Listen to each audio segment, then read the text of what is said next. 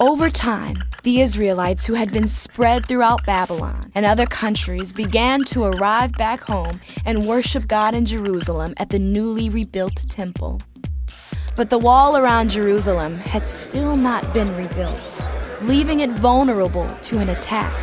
There was an Israelite named Nehemiah who was living in Susa at the time. When he was told that the Israelites were returning to Jerusalem, but there was no wall to protect them, he wept and prayed, asking God to help rebuild the wall.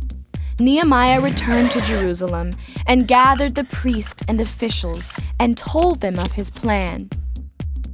The plan worked, and the wall was rebuilt in only 52 days.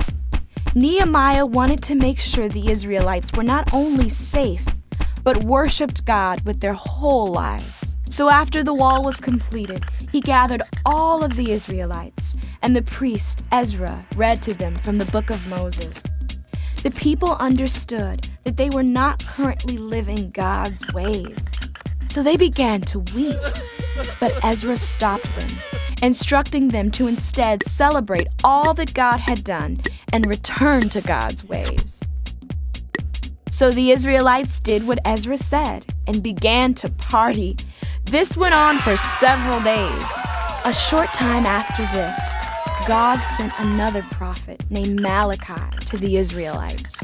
Malachi warned the people of what would happen if they turned from God's ways, but also reminded the people of God's promise to bless Israel and use them to bless the entire world. After Malachi, God did not speak to the Israelites through a prophet for 400 years, but God would not be silent forever.